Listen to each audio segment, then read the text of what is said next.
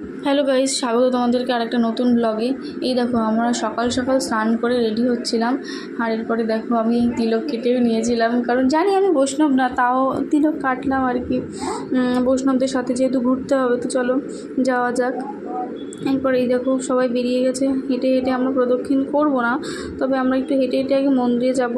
এই যে খাওয়া দাওয়া সেরে তারপর বেরোবো, তার জন্যে সবাই ওয়েট করছে, এখানে বসেও রয়েছে। তার আগে একটু মন্দির দর্শন করে নাও ভগবানকে। এরপর এই যে টোটোতে উঠে পড়লাম খাওয়া দাওয়া সেরে। এই যে টোটোর এখানটায় দুজন বসেছিল, হ্যাঁ, আর আমরা তিনজন এই সাইডটাতে বসেছিলাম। এই যে ভগবান দর্শনের কাছে চলে আসলাম।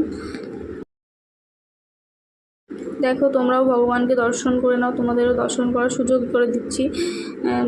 তো তোমরা তার জন্য আমাকে লাইক, ফলো অ্যান্ড কমেন্ট করতে পারো, তাতেই আমি খুশি হব। আর এরপরে দেখো এই যে শিব মন্দিরে চলে গেছিলাম।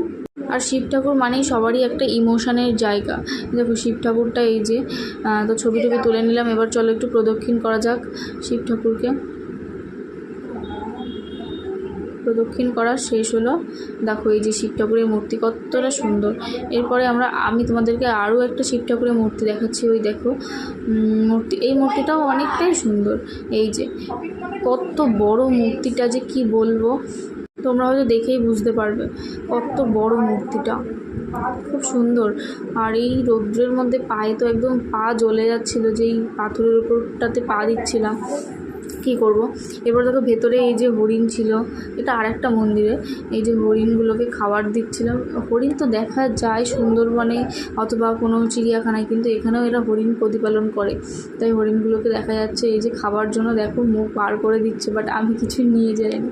আর এটা ছিল একটা গুহা। এই গুহার রাস্তাটা আমার খুব ভালো লাগলো, তাই তোমাদেরকে দেখানোর জন্য এটাকে ভিডিও করেছিলাম। দেখো কত সুন্দর, গুহার মধ্যে দিয়ে যাচ্ছি বলে মনে হচ্ছে যেন পাথরের তৈরি, পাথর কেটে কেটে গুহাটাকে বানানো হয়েছে, এরকম মনে হচ্ছে। এই দেখো গুহার বাইরে প্রায় চলে এসেছি আমরা। গুহার বাইরের দৃশ্যটা দেখো কত সুন্দর। এর উপরে দেখো 7 ফুট মহাপ্রভুর মূর্তি আর কি।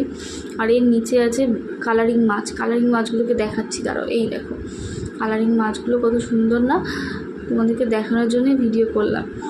এর মধ্যে রয়েছে ভগবানের মূর্তিও রয়েছে। এই যে সেই 7 ফুটের মহাপ্রভুর মূর্তি,